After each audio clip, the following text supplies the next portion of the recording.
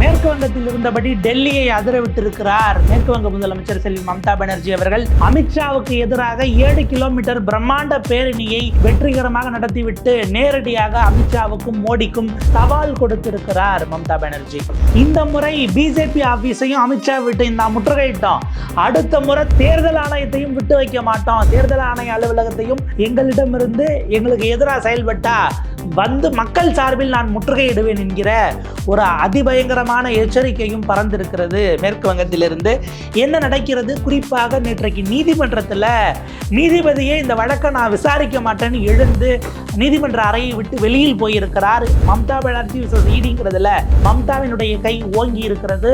என்ன நடந்தது மேற்கு வங்கத்தில்? அதனுடைய பின்னணியை விரிவாக அலசுகிறது இந்த தமிழ் குரலின் வலோன எக்ஸ்க்ளூசிவ் செய்தி தொகுப்பு.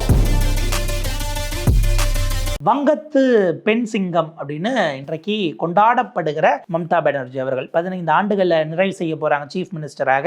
அடுத்தது ஒரு முறை இன்னும் ஒரு வாய்ப்பு அப்படின்னு தான் அவங்க இருக்காங்க. அந்த பிஜேபிக்கு எதிராக தன்னை முன்னிலைப்படுத்துவது அவங்களுக்கு அவங்க அரசியலுக்கு வந்த காலத்தில் காங்கிரஸில் இருந்த காலகட்டத்திலேயே அந்த ஸ்ட்ரீட் ஃபைட்டர் அப்படின்னு ஒரு பேர் உண்டு. தெருவில் இறங்கி போராடுவாங்க. ஒரு ஃபேமஸ் ஃபோட்டோகிராஃபி இருக்கும். தலையில் கட்டோட அவங்க போராட்டத்தை களத்தில் உட்கார்ந்துருந்த ஃபோட்டோ. இன்றைக்கு வரைக்கும் அவங்க இமேஜ் அப்படியே தான் இருக்குது. நேற்றைக்கு ரொம்ப சுவாரஸ்யமான ஒரு சம்பவம் நடந்திருக்கிறது. தான் அறிவித்ததை போலவே மிகப்பெரிய அளவுக்கு ஜனத்திரளை கூட்டிக் கொண்டு தன்னுடைய பயணம் மோடி, அமித்ஷா, அமலாக்கத்துறையை ஏவி எங்கள் கட்சியை சீர்குலைக்க பார்க்கிறீர்கள், பெங்காலுக்கு எதிரானவர்கள் பாஜகவினர் அப்படின்னு அதை முன்னிலைப்படுத்தி இந்தியன் எக்ஸ்பிரஸில் ரிப்போர்ட் ஆகிருக்க செய்தியை பார்ப்போம். Will gherao ED office next Mamata says BJP using central agencies to snatch TMC's poll strategy அப்படிங்கிற செய்தியை பார்க்கிறோம். 7 கிலோமீட்டர் நடைபயணம். முதலமைச்சர் இறங்கி நடக்கிறாரு. பின்னாடி ஒரு பெருவாரியான ஜனத்திரள். அந்த பேரணி முடிஞ்சு அங்கே போய் போட்டிருக்கக்கூடிய மேடையில் ஏறி அவர் நேற்றைக்கு உரையும் ஆற்றுகிறார். அவர் சொல்லுகிறார், இன்னைக்கு இந்த பேரணி நீங்கள் பார்க்குறீங்க, இது வெறும் சாம்பிள் தான். மோடிக்கும் அமித்ஷாவுக்கும் இந்த பேரணி ஒரு உறுதியான செய்தியை சொல்லுகிறது. நீங்கள் உங்களுடைய வாளை இங்கே ஆட்டலாம். நீங்கள் ஏவி அனுப்பக்கூடிய இந்த இடி, ஐடி, சிபிஐ இவங்களெல்லாம் உள்ளே வச்சு அப்படி பார்த்துடலாம். எங்கள் கட்சியினுடைய டேட்டாவை திருடிடலாம். இதெல்லாம் பண்ணணும்னு நினச்சிங்கன்னா ஒரு நாள் உங்களுக்கு உள்ள அனுமதி கிடையாது. இதில் மிக முக்கியமானது அமித்ஷாவை நோக்கி அவர் அதற்கு முன்தினம் கேட்ட கேள்வி தான், நீங்கள் என்ன நினைக்கிறீங்க, உங்களால் எங்கள் ஆஃபீஸை ரைடு விட்டுற முடியும்னா என்கிட்ட போலீஸ் இருக்குது, என்கிட்ட லஞ்ச ஒழிப்புத்துறை இருக்குது, நான் என்ன காரணம் வேண்டுமானாலும் சொல்லி பிஜேபி ஆஃபீஸ்க்குள்ளே அமித்ஷாவினுடைய படத்தை மாட்டி அதுக்கு கீழே உங்கள் மாநில தலைவர் உட்கார்ந்துருக்காரு இல்லையா, அந்த ஆஃபீஸ்க்குள்ளே ரைடு விட்டால் என்ன நடக்கும், செய்யட்டுமா அப்படின்னு அமித்ஷாவை நோக்கி மம்தா பானர்ஜி அவர்கள் கேள்வியை வைத்திருந்தார்கள். இந்த சூழலில் தான் நேற்றைக்கு 2 சம்பவம், மொத்தம் நேற்றைக்கு மம்தா செஞ்சது 3 சம்பவம்னு நீங்கள் எடுத்துக்கலாம். காலையில் நடந்ததுலேருந்து வருவோம். உள்துறை அமைச்சர் வீடு முற்றுகை, மிகப்பெரிய அளவுக்கு எம்பிக்களை கைது செய்கிறாங்க. கடும் குளிரிலும் போய் காலையிலேயே அங்கே ஆரம்பித்தாங்க அந்த அரெஸ்ட். அது பரபரப்பாது, அது ஒரு பக்கம் பற்றி எரியுது. அடுத்த பரபரப்பு, மம்தா பானர்ஜி சீஃப் மினிஸ்டரே போய் கம்ப்ளைண்ட் கொடுக்குறாங்க. இந்த இடி இருக்கே, இந்த இடி இவங்களை மொத்தமாக நாங்கள் உள்ளே பூந்து எங்கள் கட்சியினுடைய டாக்குமெண்ட்டை திருட பார்த்துருக்குறாங்கன்னு முதலமைச்சர் கம்ப்ளைண்ட் கொடுத்து மத்திய அரசினுடைய ஏஜென்சிக்கு எதிராக இது வரைக்கும் ஒரு சிட்டிங் சீஃப் மினிஸ்டர் கம்ப்ளைண்ட் கொடுத்ததாக வரலாறு இருக்கா அப்படின்னா இல்லைங்கிற மாதிரி தான் சொல்கிறாங்க. அப்போ முதலமைச்சர் கம்ப்ளைண்ட் கொடுத்தா போலீஸ் நடவடிக்கை எடுக்க தான் போகுது. இடி அதிகாரி 3 பேரை இப்போ பிடிச்சி உள்ளே போட்டால் என்ன பண்ணுவாங்கங்கிற அது பற்றி தெரிஞ்சிக்கிட்டு இருக்கு. இது அதே வேகத்தில் இறங்கி 7 கிலோமீட்டர் நடைபயணம், பேரணி, மிகப்பெரிய பேரணியை முடித்து அங்கே சபதம் சவால் நாளில். இதுக்கு அடுத்தது நீதிமன்றத்துக்குள்ளே போய் ஒரு பெரிய சம்பவத்தையும் பண்ணியிருக்கிறாங்க.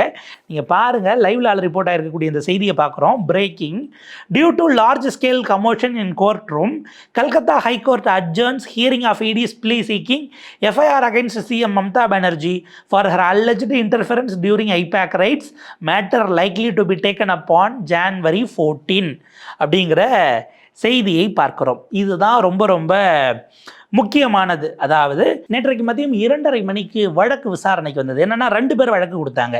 இடி மம்தா பானர்ஜி மேலே கேஸ் கொடுத்துருக்கு, மம்தா பானர்ஜி இடி மேலே கேஸ் கொடுத்துருக்காங்க. எங்கள் வேலையை செய்யும்போது ஒரு பெரிய போலீஸ் படையோட உள்ளே வேலையை செய்ய விடாமல் ஆவணங்களை திருடி கொண்டு போய்விட்டார், எங்களுக்கு வேலையை செய்ய அரசு ஊழியரை பணி செய்ய விடாமல் தடுத்தல், அந்த இடத்துல அது கிரிமினல் குற்றமாக நீங்கள் கருதணும்னு அமலாக்கத்துறை மம்தா பானர்ஜிகிட்ட இருந்து அந்த ஆவணத்தை திரும்ப ரிட்டன் வாங்கி கொடுங்க, பறிமுதல் பண்ணி எங்களுக்கு கொடுக்கணும், வழக்கினுடைய மிக முக்கியமான எலக்ட்ரானிக் எவிடன்சஸ், ஃபிசிக்கல் எவிடன்சஸ், ஏன்னா கோப்புகள், ஃபைல்ஸு, பேப்பர்ஸ் அது தனி, பென்ட்ரைவ் இதெல்லாம், ஹார்ட் டிஸ்க் இது தனி. ஸோ இதெல்லாம் தூக்கிட்டு போயிட்டாங்கன்னு அவங்க சொல்கிறாங்க. இந்த பக்கம் மம்தா பானர்ஜி என் கட்சியினுடைய டேட்டாவை திருடுறதுக்காகவே இவங்க உள்ளே வந்திருக்கிறாங்க, இது முழுக்க கிரிமினல் குற்றம்னு அவங்க கம்ப்ளைண்ட் கொடுத்துட்டாங்க. இது ரெண்டுத்தில் யார் சரி தப்பு என்பதற்காக போனால் தனி நீதிபதி ஜஸ்டிஸ் சௌரா கோஷ் அவர்கள்கிட்ட இந்த வழக்கு விசாரணை 2:30 மணிக்கு பார்த்தா ஏறதாழ நம்ம தமிழ்நாட்டில் ஜனநாயகனுடைய ஹியரிங்க்கு சீஃப் ஜஸ்டிஸ் பெஞ்சில் மிகப்பெரிய அளவுக்கு கூட்டம் உள்ளுக்குள்ளே ஒரு பெரிய அந்த கோர்ட் ஹாலே நிறைஞ்சிருந்தது. இதே மாதிரியான ஒரு சம்பவம் வெஸ்ட் பெங்கால் நடக்கிறது. உள்ள முழுக்க அவ்வளவு மூத்த வழக்கறிஞர்கள் எல்லாரும் வந்து அப்படி குவிஞ்சிட்டு அங்கே என் கேஸை தான் முதல்ல எடுக்கணும், நான் தான் முதல்ல வாதாடுவேன். ஏன்னா 2 கேஸ் இருக்குது, மம்தா கொடுத்த கேஸ் இருக்குது, இடி கொடுத்த கேஸ் இருக்குது. நான் தான் வாதாடுவேன், நீ தான் வாதாடணும், இல்லை நீ பண்ணக்கூடாதுன்னு கோர்ட்டுக்குள்ளேயே பெரிய கலேபரம் அமளியாக மாறுகிறது. பெண் நீதிபதி, தனி நீதிபதி ஜஸ்டிஸ் சௌரா கோஷ் அவர்கள் தெளிவாக இந்த மாதிரியான வேலையை நீதிமன்றம் அனுமதிக்க முடியாது. நீங்கள் இவ்வளோ பெரிய குழப்பத்தையும் அமளியும் ஏற்படுத்துவீங்க அப்படின்னா இந்த வழக்கை நான் மேற்கொண்டு விசாரிக்க விரும்பவில்லை. நீங்கள் ஒரு ஒழுங்குக்கு வராத வரைக்கும் இந்த வழக்கை விசாரிக்க விரும்பலை, இம்மீடியட்டாக அந்த வழக்கை நான் தள்ளி வைக்கிறேன். ஜனவரி மாதம் 14ஆம் தேதி, அடுத்த 5 நாள் கழித்து வாங்க பார்த்துக்கலாம் அப்படின்னு. அதற்கு பிறகும் அவங்க ஓயலைங்கிறதுனால நீதிபதி தன்னுடைய கோர்ட் ஹாலிலேருந்து எழுந்து வெளியேறி ரூமை விட்டு வெளியில் போயிட்டாங்க என்பதோடு அந்த சம்பவம் நின்றிருக்கிறது. இப்போ இது யாருக்கு பின்னடைவுன்னு நீங்கள் பார்த்தீங்கன்னா தெளிவாக யாருக்குன்னா அமலாக்கத்துறைக்கு அப்படின்னும் அமலாக்கத்துறையை அனுப்பிய திரு அமித்ஷா அவர்களுக்கும் மிகப்பெரிய பின்னடைவாக மாறி நிற்கிறது. இடி செய்ததுங்கிறது உள்நோக்கம் கொண்டதாக இருக்கிறது. என்னுடைய கேண்டிடேட் லிஸ்ட்டை நீ திருட பார்க்குற ரைடு விடுறாங்க. மம்தா பானர்ஜிக்கு வேலை பார்க்குற கம்பெனி ஐபேக்கு ரைடு விடுறாங்க. அது ரைட்டு தானே, ஒரு கம்பெனி அதுக்குள்ளே கருப்பு பணம் வந்துருச்சுன்னு சொல்கிறாங்க, கரெக்டு தான். ஆனால் 2019 நீ இந்த கேஸை போடுற ஆச்சா. ஆனால் 2021 எலெக்ஷன் வரைக்கும் அதில் என்னென்னமோ பண்ணிக்கிட்டு இருந்தீங்க. 21க்கு பிறகு 4.5 வருடங்களாக கம்முன்னு நீங்கள் பாட்டுக்கு படுத்து தூங்கிட்டு இருந்துட்டு திடீர்னு எழுந்து ஊழலை ஒழிக்க பாஞ்சு பிடிக்கிறீங்களா போலீஸ் அப்படிங்கிற கேள்வி இயல்பாக வருகிறது. அப்போ உங்களுடைய நோக்கம் ஐபேக் இப்போ கடைசியாக ரெடியாக இருக்கக்கூடிய யாரெல்லாம் நிற்க போகிறாங்கங்கிற உத்தேச வேட்பாளர் பட்டியல் லிஸ்ட்டை திருடுறதுக்கு நீங்கள் வந்தீங்கன்னு மம்தா சொன்னது கன்வின்சிங்காக இருப்பதாக பார்க்கப்படுகிறது. அதை செய்யக்கூடியவர்கள் தான் பாஜகவினர். பிரசாந்த் கிஷோர் புலம்பனார் இல்லையா, என் 4 வேட்பாளர் வரைக்கும் எலெக்ஷனுக்கு நாமினேஷனை ஃபைல் பண்ணிவிட்டு அப்படியே வாபஸ் வாங்கிட்டு போய் பிஜேபியில் சேர்ந்துட்டாங்கன்னு புலம்பிக்கிட்டு இருந்தார் இல்லையா. நீ ஆரம்ப கட்டத்தில் நீ யாருன்னு அறிவித்து கொண்டு போய் ஃபைல் பண்ணுற வரைக்கும் ஏன் வெயிட் பண்ணணும்? லிஸ்ட்டை இப்பயே தூக்கிட்டோம்னா அவங்கள விலைக்கு வாங்குறதுக்கு பதிலாக நீ அங்கேயே இருக்க மாதிரி இரு, எலெக்ஷனில் நிற்கிற மாதிரி நில்லு, கடைசி நேரத்தில் டக்குன்னு கேப் இல்லாத நேரத்தில் வாபஸ் வாங்கிட்டு பிஜேபியில் சேர்ந்துக்கோன்னு இப்பயே கூட செட் பண்ணிட்டு போகலாமே, பேசி அதில் என்ன சிக்கல் இருக்குது அப்படிங்கிற ஸ்ட்ராட்டஜியாகவும் இருக்கலாம். நம்ம எதையுமே மறுத்துட முடியாது பொலிட்டிக்கலி, எஸ்பெஷலி பாஜக எப்படியெல்லாம் செயல்படும் தெரிஞ்சவங்களுக்கு அது ரொம்ப நல்லா தெரியும். ஸோ இந்த இடத்துல மம்தா பானர்ஜி உள்ளே போடுறாங்க. நீ துணை இராணுவத்தோடு நின்னா நான் போலீஸோட வரேன், என்கிட்ட பெட்டாலியன் இருக்குது, என்டையர் ஸ்டேட் என்னோட கண்ட்ரோலில் இருக்குது, போலீஸ்ன்னுட்டு உள்ளே நுழையிறாங்க. சிட்டி போலீஸ் கமிஷனரை கூப்பிட்டு ஒரு இன்னொரு இடத்துல டிஜிபி வர சொல்லி சம்மந்தப்பட்டவருடைய வீட்டுக்குள்ளே, பிரதீக் ஜெயின் வீட்டுக்குள்ளே போகிறாங்க அப்படிங்கிறதுலாம் நடக்குது. ஸோ இப்போ இதுதான் வெடிச்சு கோர்ட்டுக்கு வந்திருக்கு. தனி நீதிபதி விசாரிக்க முடியாது என்று சொன்னவுடன் அவசரமாக அங்கே இருக்கக்கூடிய ஆக்டிங் சீஃப் ஜஸ்டிஸ் தலைமை நீதிபதிக்கு உடனடியாக அமலாக்கத்துறை அவசரமாக போய் நீங்கள் இந்த வழக்கை விசாரிக்கணும் அப்படின்னு அவருக்கு மெயிலை போட்டுட்டு போகிறார்கள். ஆனால் தலைமை நீதிபதி ஆக்டிங் சீஃப் ஜஸ்டிஸாக இருக்கக்கூடிய ஜஸ்டிஸ் சுஜாய் பால் அவர்கள் அந்த வழக்கை விசாரிக்க முடியாது என மறுத்து விடுகிறார் அப்படிங்கிறது தான் பார்க்க வேண்டியிருக்கு. இமீடியட்டாக அதெல்லாம் நம்முடைய லைவ்ல ரிப்போர்ட் பண்ணுறாங்க. Calcutta high court acting chief justice Sujoy Paul has denied urgent interim relief sought by ED seeking listing and bench change in net plea seeking action against CM Mamta for interfering the action with ED raid at the IPAC offices அப்படின்ட்டு தெளிவாக அதை போடுறாங்க. இடி lawyer mail பண்ணுறாங்க, அவர் அதை ஏற்றுக்க முடியாது, large scale commotion. நீங்கள் கோர்ட்டுக்குள்ளேயே ஒரு ஜட்ஜு உட்கார்றாங்க, சிங்கிள் ஜட்ஜ் உட்கார்றாங்க, ஜஸ்டிஸ் சௌரா கோஷ் அவர்கள். அந்த கோர்ட் ஹாலுக்குள்ளே நீங்கள் நடந்துக்கிட்ட முறைங்கிறது ஏற்கத்தக்கதல்ல. எனவே இந்த வழக்கு இந்த பதட்ட சூழலை பார்த்துட்டு நான் அனுமதிக்க முடியாது, நானும் ஏற்க மாட்டேன், வேறு பெஞ்சுக்கும் கொடுக்க மாட்டேன் அப்படின்னு அப்ரப்டாக அதை ரிஜெக்ட் செய்கிறாங்க. 14ஆம் தேதி சொன்னபடி அவங்ககிட்டே ஜஸ்டிஸ் சௌரா கோஷ்கிட்டே வந்ததுன்னா நீங்கள் பாருங்கள் என்பதாக நிப்பாட்டுறாங்க. இது இங்கே முடிஞ்சதும் அங்கே ரேலி தொடங்குது. டைம்ஸ் ஆஃப் இந்தியாவில் பாருங்க, Mamata Banerjee hit the streets, தெருவுக்கு வந்து இறங்கி அடித்திருக்கிறார் Mamata Banerjee. West Bengal CM leads Kolkata rally against ED raids on ஐபேக்குக்கான அமலாக்கத்துறை எடுத்து தெருவில் இறங்கி நடந்திருக்கிறார்கிற அந்த செய்தியும் நம்ம பார்க்குறோம். ஸோ இது ஜனவரி 14 வர்றது ஒரு பக்கம் இருக்கட்டும். நேற்றைக்கு மம்தாவினுடைய அந்த பிளாஸ்ட் இங்கே நம்ம விஜய் சொன்னார், தவைக்காரர்கள்லாம் அதை பயன்படுத்திட்டு இருக்காங்க இல்லையா, அங்கே என்ன பிளாஸ்ட் அப்படிங்கிறது தான். மம்தா பானர்ஜி நேற்றைக்கு பேசிய பேச்சு என்பது தேர்தல் ஆணையம், ஏன்னா ஞானேஷ்குமார் மேலேயே எஃப்ஐஆர் 2 போட்டு வச்சுருக்கிறாங்க. கைது பண்ணுறதுக்கு சட்டத்தில் இடம் இல்லை, அவருக்கு ப்ரொடெக்ஷன் இருக்குனாலும் அதை மீறி ட்ரை பண்ணிட்டா, அது கோர்ட்டுக்கு போன பிறகு தப்புன்னு குவாஷ் ஆட்டும் ட்ரை பண்ணிட்டாங்கன்னா என்ன பண்ணுவீங்க? அந்த ரிஸ்கை மம்தா பானர்ஜி எடுத்தால் என்ன செய்வது என்கிற நிலை தான் இன்றைக்கி அவங்களுக்கு மிகப்பெரிய சிக்கலாக மாறி இருக்கிறது. மம்தா பானர்ஜி சொல்லுகிறார், இந்த இதை முடிச்சுட்டு கம்ப்ளீட்டாக இன்றைக்கு நீங்கள் எதிர்க்கட்சிகளுக்கு எதிராக அரசியல் ஆயுதமாக மத்திய அரசினுடைய அமைப்புகளை செயல்படுத்தி கொண்டிருக்கிறீர்கள், எல்லாத்தையும் கேப்சர் பண்ணிட்டீங்க. மகாராஷ்டிரா, ஹரியானா, பீகார் இங்கெல்லாம் நம்ம வந்து ஆட்சியை பிடிச்சிட்டோங்கிறதுனால பெங்காலையும் பிடிச்சிடலாம் அப்படின்னு நினைக்கிறீங்களா என்று கேட்டுவிட்டு மம்தா பானர்ஜி சொல்கிறார், யாராவது ஒருவர் அரசியல் ரீதியிலாக என்னை ஒடுக்க வேண்டும் என்று நினைத்து என்னை எதிர்த்து அடிக்கிறார்கள் என்று சொன்னால் நான் மீண்டும் அரசியல் ரீதியிலாக மறுபடியும் பிறந்து வந்து அதை விட அதிக புத்துணர்வோடு உங்களை எதிர்ப்பேன் அப்படின்னு அவர் குறிப்பிடுகிறார்.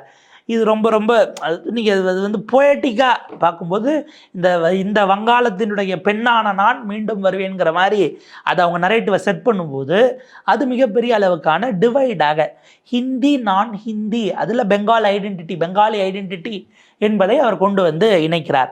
நான் நல்லா ஞாபகம் வச்சுக்கோங்க, இந்த சீஃப் எலெக்ஷன் கமிஷனர் இருக்காரே நம்முடைய ஞானேஷ்குமார், இங்கே வந்து 1.5 கோடி வாக்காளர்களை டெலீட் பண்ணிடலாம், ஓட்டே போட வரலன்னா இவங்க எப்படி ஜெயிப்பாங்கன்னு நினச்சிக்கிட்டு இருக்கீங்க. அதை தாண்டி நாங்கள் திருப்பி அடிப்போம். இந்த மாதிரி வாக்காளர்களை நீங்கள் டெலீட் பண்ணிட்டு இருக்கீங்க இல்லையா, ஃபுல் லிஸ்ட் வந்த பிறகு எலெக்ஷன் கமிஷனுடைய ஆஃபீஸை விட்டு வைக்க மாட்டோம், ஆஃபீஸை கேரோ பண்ணுவோம். கேரோனா உள்ளே புகுந்து முற்றுகையிட்டு உள்ளேயே உட்காந்து நாங்கள் எங்கேயும் போக மாட்டோம், உள்ளிருப்பு போராட்டம் இல்லை தர்ணா உள்ளே உட்காந்து பண்ணுறோம்னு போய் நாங்கள் உட்கார்ந்தா நீங்கள் என்ன பண்ணுவீங்க அப்படிங்கிறத அவங்க குறிப்பிட்றாங்க. நேற்றைக்கு நான் செய்தது டிஎம்சியினுடைய சேர்பர்சனாக என் கட்சியினுடைய டேட்டா அதை ஈடி திருட வராங்கிறதுக்காக எதிர்த்து நின்று நான் பண்ணது எதுவுமே சட்டவிரோதம் கிடையாது, சரியானதைத்தான் இந்த மம்தா பானர்ஜி செய்திருக்கிறேன், உங்களிடம் நான் அதை டிஃபெண்ட் பண்ணுறேன் அப்படின்னு மக்களிடமும் குறிப்பிடுறாங்க. ஆக உங்களுடைய நோக்கம் பிஜேபிக்கு இருக்கிறதே இதுதான் போது அதெல்லாம் பார்த்துட்டு நாங்கள் வேடிக்கை பார்க்க முடியாது என்பதாக அவர் குறிப்பிடுகிறார். இப்போ ரொம்ப முக்கியமானது, இதை விட அடுத்து மம்தா போட்டது தான் மிகப்பெரிய அரசியல் அணுகுண்டுன்னு நம்ம பார்க்கணும்.